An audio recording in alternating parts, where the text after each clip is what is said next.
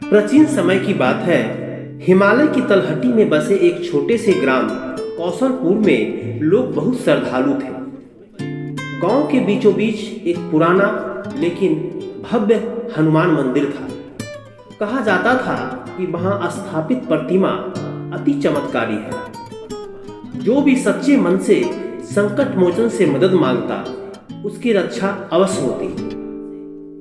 लेकिन समय बदला, लोग भाग दौड़ में इतने व्यस्त हो गए कि ईश्वर में विश्वास और भक्ति धीरे धीरे कमजोर होने लगी।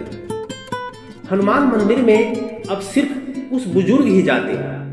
युवा पीढ़ी चमत्कारों को कहानियां मानने लगे। इसी गांव में विभोर नाम का एक युवक रहता था।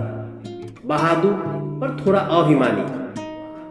उसे लगता था कि जीवन में आगे बढ़ने के लिए सिर्फ अपनी शक्ति और बुद्धि ही काफी है।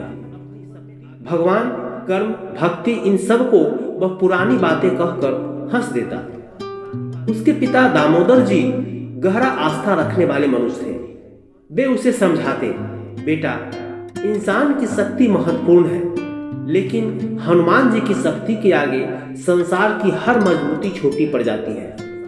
विभोर मुस्कुरा देता, पिताजी, यह सब मन का भ्रम है। गांव के किनारे एक घना जंगल था। उसी जंगल के भीतर एक पुराना किला था, जिसके बारे में लोग कहते थे कि वहां एक भयानक राक्षसी ऊर्जा बसती है। कई चरवाहे और लकड़हरे उस क्षेत्र में जाने से डरते थे, पर विभोर इन बातों को अंधविश्वास समझकर मजाक उड़ाता। एक दिन गांव पर संकट आया। कौशलपुर में कई दिनों से एक अजीब डर का माहौल था। रात होते ही जंगल की दिशा से तेज गर्जने की आवाज आती, मानो कोई अनदेखा प्राणी गांव को चुनौती दे रहा हो। बच्चे रोने लगे, औरतें भयभीत हो गई। गांव का मुखिया चिंता में डूब गया। उसी समय एक रात विभोर की छोटी बहन प्रिया घर से बाहर पानी भरने गई, पर वापस नहीं लौटी। घर में हाहाकार मच गया। दामोदर जी रोते हुए बोले, बेटा, उसे जंगल की ओर जाने वाली हवा ने बहा लिया होगा। ये वही राक्षसी शक्ति है जिसे सब कहते हैं। विभोर का चेहरा पीला पड़ गया। बहन के लिए उसका प्यार बहुत गहरा था। वह तुरंत मशाल लेकर जंगल की ओर भागा, पर जंगल में कदम रखते ही उसे एहसास हुआ, यह जगह सच में सामान्य नहीं है। हवा भारी थी, जैसे कोई अदृश्य शक्ति उसे भीतर खींच रही हो। पैरों के बीच गूंजती आवाज ने उसका रास्ता रोक दिया। मानव, लौट जा, यह क्षेत्र तेरा नहीं है। लेकिन विभोर ने हार ना मानी। अचानक विभोर पर आक्रमण। जैसे जैसे वह आगे बढ़ता, धुंध घनी होती जाती। अचानक काले धुएं जैसा कोई अस्तित्व उसके सामने प्रकट हुआ। आंखें अंगारों जैसी, आवाज गहरी और भयावह।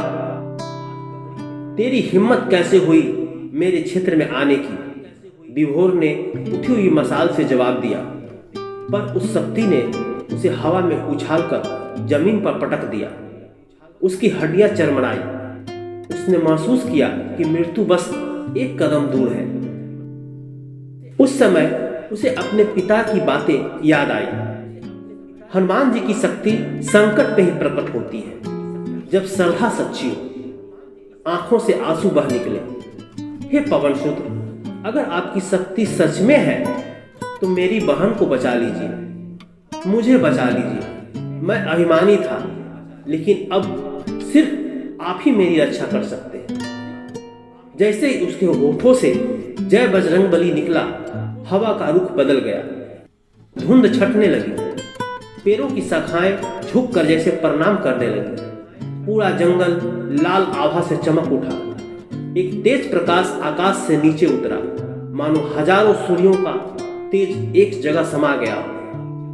प्रकाश के भीतर से एक विशाल आकृति उभरने लगी। भव्य, दिव्य, अत्यंत तेजस्वी श्री हनुमान।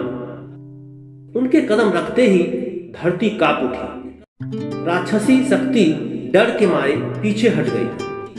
हनुमान जी की आवाज गूंजी, अरे दुष्ट, तूने निर्दोष बालिका का अपहरण किया, मानवों को भय दिखाया, आज तेरे पापों का अंत होगा। राक्षसी शक्ति कांपते हुए बोली, हे महाबली, मैं आपकी शक्ति का सामना नहीं कर सकता, मुझे क्षमा करें। परंतु हनुमान जी बोले, क्षमा उन्हीं को मिलती है जिनमें पश्चाताप हो। तूने निर्दोषों पर अत्याचार किया है। एक ही झटके में हनुमान जी ने अपना गदा घुमाया, धरती पर तेज प्रकाश फैला और राक्षसी ऊर्जा जलती धुएं की तरह समाप्त हो गई। हनुमान जी ने अपनी दिव्य दृष्टि से उस गुफा की ओर देखा जहां प्रिया बेहोश पड़ी थी।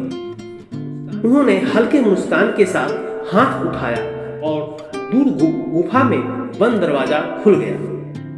प्रिया धीरे धीरे चलकर हनुमान जी के चरणों के पास आ गई। बच गए बजरंगबली, आ गए। विभोर की आंखें भर आई। उसने कांपते हाथों से हनुमान जी को प्रणाम किया। प्रभु, मैं अहंकारी था, आपकी शक्ति को झूठ मानता था, पर आज समझ गया आपकी महिमा असीम है। हनुमान जी ने उसके सिर पर हाथ रखा। विभोर, शक्ति मनुष्य में भी होती है। जब वह शक्ति अहंकार में बदल जाए तब विनाश होता है, और वही शक्ति भक्ति से जुड़ जाए तब चमत्कार होता है। यह कहकर हनुमान जी प्रकाश में विलीन हो गए। सुबह जब विभोर और प्रिया लौटे, गांव के लोग उन्हें देखकर खुशी से झूम उठे। दामोदर जी ने दोनों को गले लगा लिया। विभोर ने सबके सामने कहा, हनुमान जी सिर्फ एक शक्ति नहीं है, वे हर उस मनुष्य के साथ खड़े हैं जो सच्चे दिल से उन्हें पुकारता है। अब हम सब मिलकर उनके मंदिर का पुनर्निर्माण करेंगे। उस दिन से कौशलपुर में फिर भक्ति का धारा बहने लगी। मंदिर में रोज दीपक जलाए जाते और भक्त जय हनुमान की गूंज से पूरा वातावरण पवित्र हो जाता। लोग कहते कि आज भी जब किसी पर संकट आता है तो मंदिर की घंटी अपने आप बज उठती है, जैसे हनुमान जी बता रहे हो, मैं हूं, चिंता मत करो,